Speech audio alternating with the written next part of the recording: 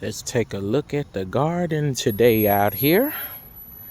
We got the cosmos flowers and the zinnias that my brother planted from seed. Those are doing very well. We had a couple nights or early mornings with rain, so everything's thriving. My roses are coming back. This is a knockout rose. It kind of suffered some winter damage, but it's catching back up. And then we got the raised galvanized bed here with the little greenhouse. We got some different, I think, vegetables that my brother started from seed. We got the yellow Scotch bonnet pepper. It done rose up. Then you got the Cherokee purple tomato, the Cubanelle pepper, and another Cherokee purple tomato back there. The Premier kale hasn't come up yet, but it probably will after a while. And then we got the Sun Gold tomato. May have to stake this one. It was leaning, but I kind of pushed it back in the dirt a little bit. But it's doing pretty good. And the arborvitaes are doing real well. They've been planted for about 6-8 weeks now, since the 29th of May. So they are doing good. And I probably will fertilize them in the fall. This magnolia tree is doing good. It was looking sick earlier, but it's doing okay now. It's looking real decent. That one had died back several winters ago, but it came back strong. I was going to dig it up, and I said, well, my mom knew better. She said, don't dig it up. It'll come back, and it did. I think it's called a little gem magnolia. It only gets about 15, 20 feet tall or so. Then we got the citronella, which always does real well. I keep that to kind of keep mosquitoes away from the deck. You got Persian shield, another citronella.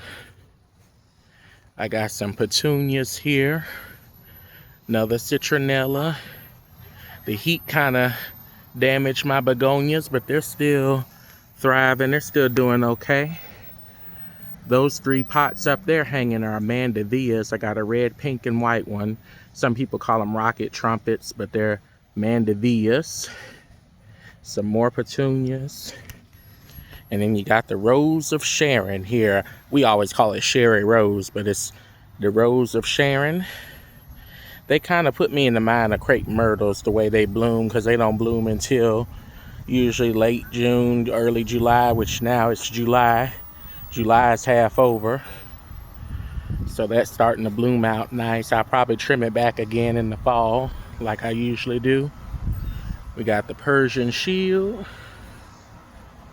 We got another citronella.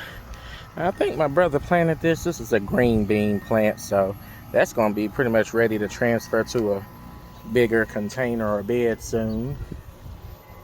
Then we got the lavender plant here. It was struggling, but it's coming back. I had to trim it back some, and lavender is definitely coming back. That'll be a nice scent, and it'll help keep bugs away.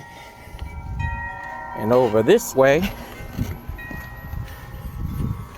got a couple more rose bushes, knockout roses. They're trying to come back. I might have to put some more fertilizer on them, because roses they need a little bit more babying. But they're doing okay. They have a few blooms. Yep. The landscaper, he did a nice job on the yard. Got the little crisscross patterns. Those 2 bushes are the burning bushes, so in the fall they'll get nice and red looking in color. Always enjoy them. This here is the black diamond crepe myrtle. I didn't think it would ever get this tall. It's about maybe over 6 feet tall now. It started out, it was real small. I didn't think it was gonna come back. It died back too one winter because here we have ice storms. We get a little bit of everything. Snow, zone 7. This is a Foster's holly. This one's always done real well. It's spread out. We have a crepe myrtle here. This one is a pink velour. And the pink velour is doing very well. This one had died back a few years ago too, but it's coming back strong. It's blooming out. And this is another Foster's holly. This was my sick one. So I had to put this stuff, which I recommend is pretty good. It's called Dr. Gems. You mix it with water, and those nutrients are helping it to bring back. That's also what I put on this magnolia because it was looking sick a little earlier this year. So it perked back up and started blooming. And then we move along here, and we got barberry bushes on each side of this emerald green boxwood. So you have to be careful when I'm trimming them in the fall because they will stick you. So those are a nice addition. Then we have the red rocket crepe myrtle here. I don't think it's dynamite. I think it's red rocket. I always get them mixed up, but I think this one is the red rocket. And it's doing pretty well too.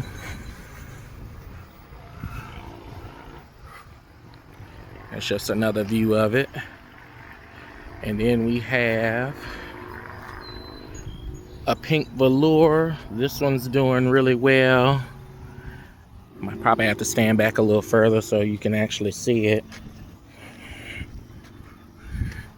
Grass is trying to bounce back after all this heat. But yeah, that's a pink velour. And next to it is a Natchez crepe, which is the white one. I trimmed all of them back last fall, but as I'm sure a lot of you probably know, crepe myrtles, they tend to take on a bush habit, but I'm trying to train them to be more tree-like. And then over here, we have some emerald green boxwoods, which they'll get a trim this fall. I gotta weed the bed. I got one lonely hosta still sticking up. Evidently, I didn't remove all of them when I removed them. You got a barberry there. Got some more petunias on the porch. We have some more mandevillas hanging up here. Red, white, and pink. Then we have some geraniums here. Red, white, and pink. Another red, white, and pink geranium. And then we have some more petunias and another mandevilla and some dragon's breath. And this is really just spread out. And then I had petunias in this pot last year, so that's why there's a lonely petunia that actually came back. So some of your annuals, sometimes they do end up coming back. We have verbenas here. They were blooming. You can kind of see a little bit. It's purple and red. And they're doing okay. Yeah, these are called the Endless Summer hydrangeas. So I have those in a pink that surround the mailbox on each side. The Endless Summer hydrangeas. And I like these because they should bloom pretty much from spring, summer, all the way through fall. So they just anchor the mailbox, and I think it gives it a nice classy look.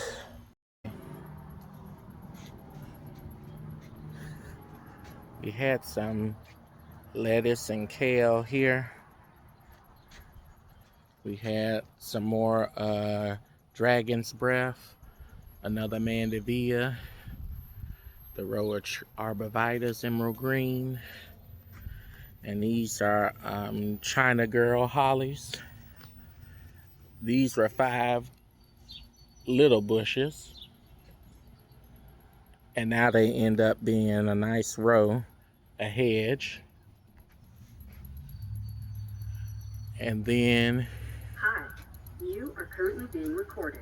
We have, yep, just more petunias. I think this gives, oh yeah, we got these are China girls too. These were a little sickly, so I put some Dr. Gems. They're starting to come back. And then these here, hydrangeas by the mailbox, and they're doing well. I may fertilize them after a while. I might do fertilizer to make them change color, because you can make them change color.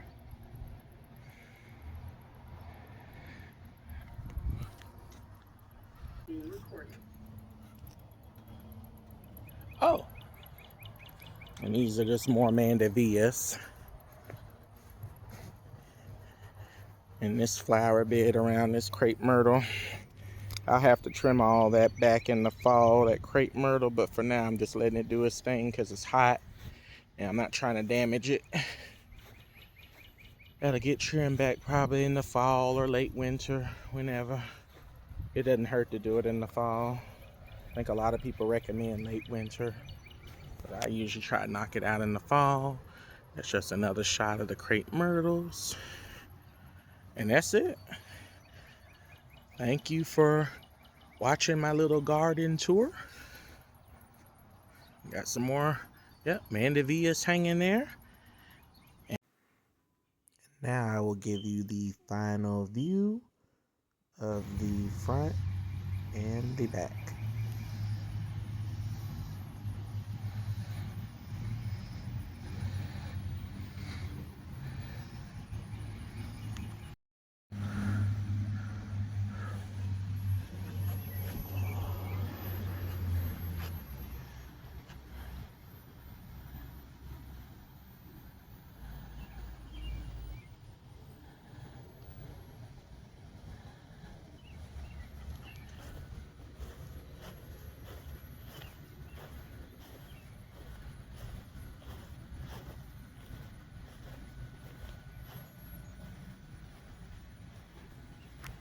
It's a work in progress, but it's come a long way. And I'm looking forward to seeing what else we can do from here. Thanks for watching.